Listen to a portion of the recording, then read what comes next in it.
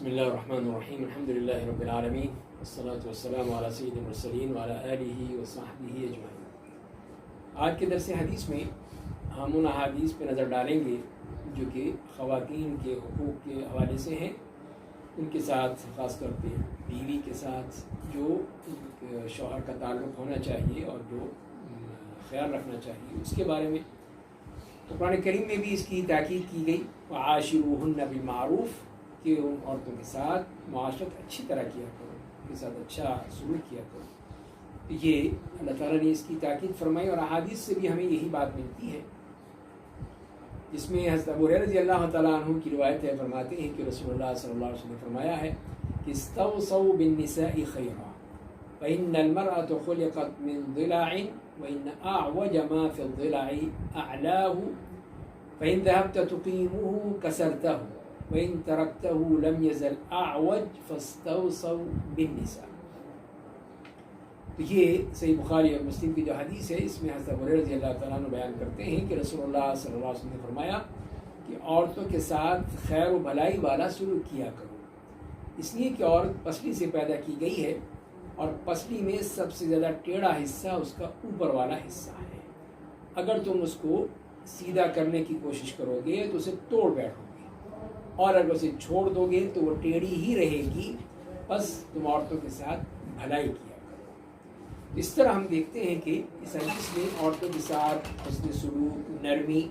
کرنی چاہیے، اس لیے کہ فطرتاً وہ مرد کے مقابلے میں کمزور پیدا کی گئی ہے، کمزور ہے،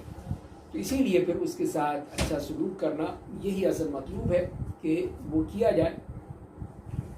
اور وہ اپنی جذبات کی وجہ سے ایک ہی حالت میں نہیں رہتی، حالت ہی بدلتی رہتی ہے، تو اس کے ساتھ ہی گزارا کرنا ہے جیسے بھی اس کی حالت ہو، اور آدمی کبھی اس کو سیدھا نہیں کر سکتا، سیدھا کرنے کی کوشش کرے گا تو وہی مسئلہ بن جائے گا۔ تو لہذا جو اس کی تخلیق ہے کہ ٹیڑھے پن میں اس کی تخلیق کی گئی ہے، تو فرمایا اگر تم سیدھا کرنے کی کوشش کرو گے تو توڑ بیٹھو گے، اور اسی طرح اس میں شقاق اور فراق پیدا ہوگا، تو لہذا پھر عفو درگزر سے کام لو، اس میں سختی کرنے کے بجائے۔ وہی مراد یہی ہے کہ سختی کرو گے اور اس کو سیدھا کرنے کی، اپنے ڈھب پر لانے کی کوشش کرو گے تو یہ مشکل ہو جائے گا۔ اسی لیے پھر تمہیں یہی خیال رکھنا چاہیے کہ تم نے اس کے ساتھ اسی طرح ہی گزارا کرنا ہے، اور اسی معلوم یہی ہوتا ہے کہ اس میں جو تربیت کا فریضہ سر انجام دینے والے ان کے لیے ایک بہت اہم نقطہ ہے کہ وہ اپنے زیر تربیت افراد کے مزاج سے ان کو واقف ہونا چاہیے، اور اس کے مطابق ہی تربیت کرنی چاہیے۔ جیسے ایک بچہ ہے، بچوں کو آپ بچے کی ذہنیت کے لحاظ سے اس کی تربیت کریں گے، خواتین ہیں تو خواتین کے مزاج، طبیعت اس کو سامنے رکھیں گے، اور کہیں پڑھے لکھے لوگ ہیں تو آپ ان کے مطابق بات کریں گے، کہیں کم پڑھے لکھے لوگ ہیں یا جاہل قسم کے لوگ ہیں، عام افراد ہیں، ان کے ساتھ اس طرح بات کی جائے گی۔ تو یہ بھی اسی حدیث سے معلوم ہوتا ہے کہ ہمیں اس کا پھر وہ خیال رکھنا چاہیے کہ ہم اس طرح اس میں پوری طرح خیال رکھتے ہوئے اس بات کو سامنے رکھیں اور پھر بات کریں، پھر تربیت کریں۔ ہر چیز جو ہے وہ ہر جگہ نہیں چل سکتی، اس کا خیال رکھنا چاہیے۔ دوسری حدیث میں حضرت ابو ہریرہ رضی اللہ تعالیٰ عنہ کی ہے، فرماتی ہیں کہ رسول اللہ صلی اللہ علیہ وسلم نے فرمایا ہے کہ لا يفرق مؤمن مؤمنة ان کرہ منها خلقا رضی منها آخر۔ صحیح مسلم کی روایت ہے جس میں نبی کریم صلی اللہ علیہ وسلم فرماتے ہیں کہ مومن مرد، مومن عورت، خاص طور پہ بیوی کے حوالے سے فرمایا جا رہا ہے، اسے بغض اور نفرت نہ کرے۔ اگر اس کی کوئی صفت اسے ناپسند ہوگی، کوئی دوسری صفت اسے پسند بھی تو ہوگی، یا اس طرح آتا ہے کہ اس کے علاوہ کوئی صفت ایسی ہے جو اس کو پسند ہوگی، تو یہاں اس سے مراد یہی ہے کہ یہ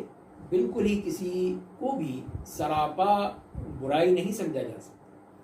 خاص طور پہ اگر وہ بیوی ہے تو وہ بالکل ہی بری ہے، کوئی اچھی چیز ہے ہی نہیں، یہ ہو نہیں سکتا۔ اگر وہ صاحب ایمان ہے تو پھر اس کو قول کرنا چاہیے، مرد کو بھی اور اس صاحب ایمان عورت کے حوالے سے بھی، کہ اس میں جو اچھی چیزیں ہیں وہ ان کو وہ سراہے اور ان کا خیال رکھے، کہ ان کی وجہ ہی سے پھر اس کے دوسرے معاملات بھی انشاءاللہ سیدھے ہو جائیں گے۔ تو لہذا پھر بالکل ہی اس کو انکار کر دینا، بالکل ہی اس کو برا سمجھنا، یہ چیز غلط ہے۔ اس چیز سے ہی سختی سے منع فرمایا گیا کہ ایسا مت کرو۔ جہاں تم کو کوئی بری چیزیں لگتی ہیں وہ اچھی چیزیں بھی تو ہیں، تو اچھی چیزوں پر نظر رکھو۔ یہی سی بات کی ہے کہ ہمیں مثبت انداز میں وہ سوچنا چاہیے اس طرح ہی بالکل ہی وہ منفی انداز یہ ایک مسلمان کے لیے صحیح نہیں ہے، اور اسے پھر اپنی بیوی کی خوبیوں اور خامیوں پر نظر رہنی چاہیے، جہاں خطائیں ہیں اسے درگزر کر دیں، اور جو خوبیاں ہیں اس سے نظر رکھیں، اس کا سراہیں ان کو۔ تو یہی چیز ہے کہ انسان پھر جو زندگی کو تحمل، ضبط، برداشت اور عفو و درگزر کے ساتھ بسر کرے گا، یقین اللہ تعالیٰ کے ہاں سے اس کے لیے برکتیں ہوں گی اور وہ کسی قسم کی کوئی مشکلات پیدا نہیں ہوگی۔ اسی سلسلے میں ایک اور حدیث بھی ہم دیکھتے ہیں کہ عامر بن احوص جشمی رضی اللہ عنہ سے روایت ہے کہ انہوں نے نبی کریم صلی اللہ علیہ وسلم کو حجۃ الوداع کے موقع پر یہ فرماتے ہوئے سنا کہ آپ نے یہ فرمایا حمد و ثنا کے بعد کہ الا واستوصوا بالنساء خیرا فانما هن عوان عندكم ليس تملكون منهن شيئا غير ذلك الا ان ياتين بفاحشة مبينة فان فعلن فاهجروهن في المضاجع واضربوهن ضربا غير مبرح فإن أطعنكم فلا تبغوا عليهن سبيلا ألا إن لكم على نسائكم حقا ولنسائكم عليكم حقا فحقكم عليهن أن لا يؤطين فرشكم من تكرهون ولا يأذن في بيوتكن لمن تكرهون ألا وحقهن عليكم أن تحسنوا إليهن في كسوتهن وطعامهن۔ تو یہ سنن ترمذی کی روایت ہے کہ جس میں آپ صلی اللہ علیہ وسلم نے جو اس وقت فرمایا تھا آپ نے حجۃ الوداع کے موقع پہ یہ فرمایا تھا کہ سنو، عورتوں کے ساتھ خیر و بھلائی والا سلوک کیا کرو، وہ تمہارے پاس ایک طرح سے قیدی ہیں، تم ان سے اپنی جو بھی خواہشات پوری کرتے ہو اور تم اس کے علاوہ کوئی چیز اختیار نہیں رکھتے مگر یہ کہ وہ کسی کھلی بے حیائی کا ارتکاب کریں۔ اگر وہ ایسا کریں تو انہیں ان کے بستروں میں سے الگ چھوڑ دو،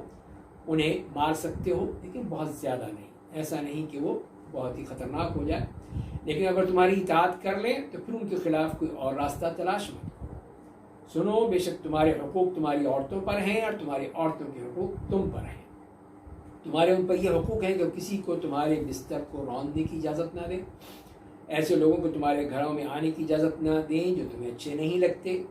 اور سنو ان کے تم پر یہ حقوق ہیں تم ان کے ساتھ ان کے لباس خوراک کے معاملے میں اچھا سلوک کرو۔ اس طرح دیکھیے کہ نبی کریم صلی اللہ علیہ وسلم نے یہ اہم باتیں ہمیں بتا دی ہیں۔ تو اسی طرح پھر یہ قرآن نے بھی بتایا، اور اس میں بھی ہمیں معلوم ہو گیا کہ اگر عورت کوئی نافرمانی کا ارتکاب کرتی ہے تو اسے پھر ترتیب بتا دی گئی، اس ترتیب کے ساتھ اس کو سمجھانے کی اور بتانے کی کوشش کرنی چاہیے۔ پہلی بات تو یہ ہے کہ واعظ ہے، تذکیر ہے، ترغیب و ترغیب ہے، اس کے ذریعے سے سمجھانے کی پوری کوشش کی جائے، نہ مانے تو پھر دوسرا مرحلہ آتا ہے کہ بستر سے علیحدہ کر لیا جائے، پھر اس سے ساتھ آدمی رات نہ گزارے۔ تیسری صورت یہ ہے اگر نہ مانے تو وہ ہے کہ اس کو مار سکتا ہے، لیکن شدید نوعیت کی نہ ہو کہ ہڈی پسلی توڑ دے یا اس قسم کی کوئی بات نہیں، صرف ایک وہ ڈانٹنے کا انداز ہے یا ایک سختی کا انداز ہے، بس اس کے علاوہ اور اسلام نے اجازت نہیں دی کہ اس طرح تم کرو۔ اور یہ بھی بتا دیا کہ مردوں کے بھی حقوق ہیں، عورتوں کے بھی حقوق ہیں، دونوں کے حقوق ہیں، دونوں کو چاہیے کہ اپنے اپنے حقوق ادا کریں، تبھی بات بن سکتی ہے، اس کے بغیر تو نہیں ہو سکتی۔ تو یہ حقوق کا ادا کرنا یہی بہت اہم ہے۔ تو پھر عورت کو بھی چاہیے کہ وہ شوہر کی اجازت کے بغیر کسی کو گھر میں نہ آنے دے، جو اسے پتہ ہے کہ فلاں فلاں سے شوہر نفرت کرتا ہے، اچھا نہیں سمجھتا، تو ان کو اجازت نہ دے، صاف کہہ دے کہ آپ کو آنے کی اجازت نہیں ہے، ہم نہیں دے سکتے آپ کو۔ اور اس طرح عورت کو اپنے شوہر کی اجازت کے بغیر اس کے مال میں تصرف کا اختیار حاصل نہیں ہے،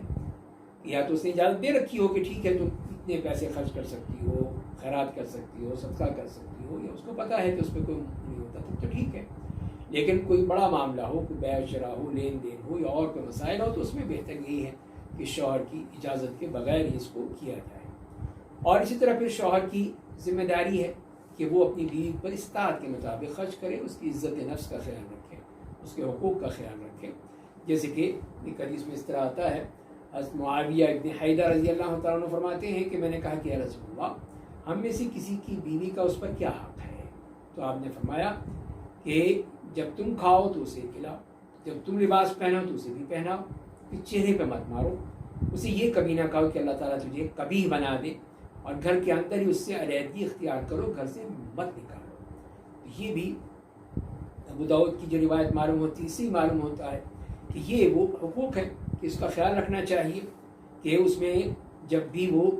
اپنے کھانے میں، پہننے میں، خود وہ اپنے لیے کپڑے بناتا ہے، اپنے لیے تو بیوی کے لیے بھی بنائے، اس کے لیے بھی اس کا حق ہے کہ اس کو دے۔ اور اسی طرح پھر یہاں پر یہ بھی ہوا کہ چہرے پر مارنا غلط ہے، ناجائز ہے، اس کو نہیں کرنا چاہیے۔ اسی طرح اگر اس کو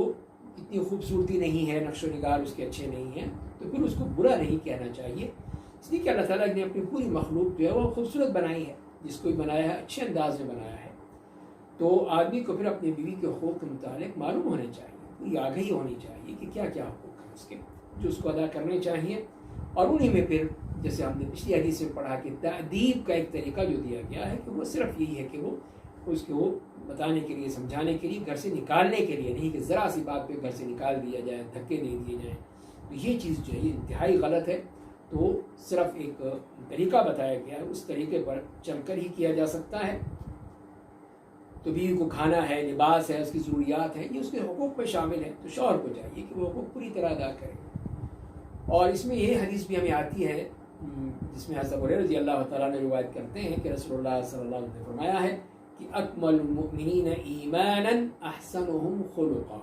وخیارکم خیارکم لنسائهم، کہ آپ نے فرمایا کہ مومنوں میں کامل ترین مومن وہ ہے جو ان میں سے اخلاق میں سب سے اچھا ہو، اور تم میں سب سے بہتر وہ شخص ہے جو اپنی عورتوں کے بارے میں سب سے زیادہ اچھا ہو۔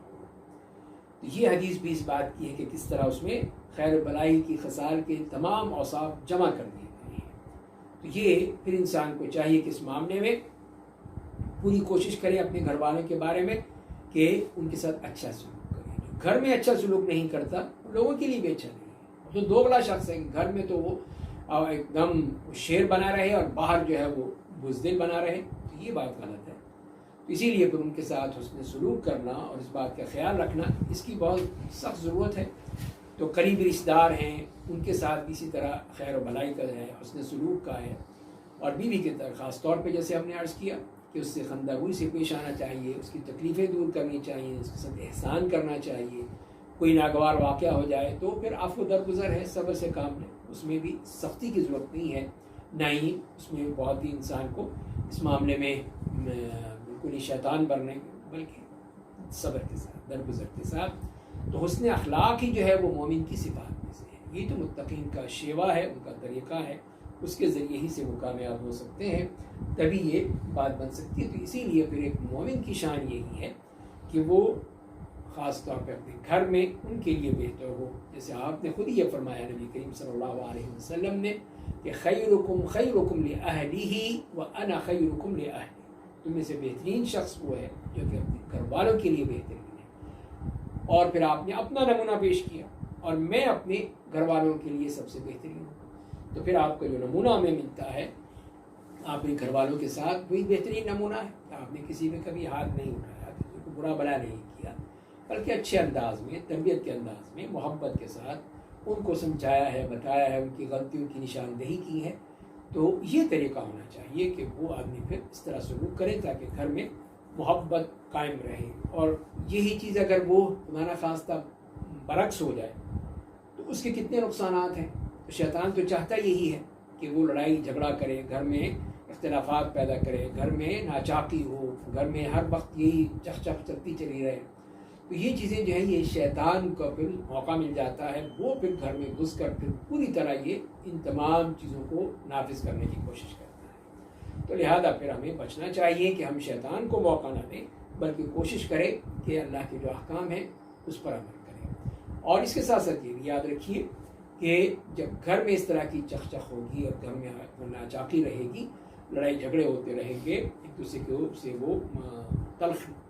تلخیاں ہوتی رہیں گی، تو اس کے اثرات پھر اولاد پہ بھی آتے ہیں۔ اولاد بھی ہمیشہ آپس میں لڑتی رہتی ہے، جھگڑتی رہتی ہے، گھر میں پھر سکون و اطمینان نہیں رہتا ہے۔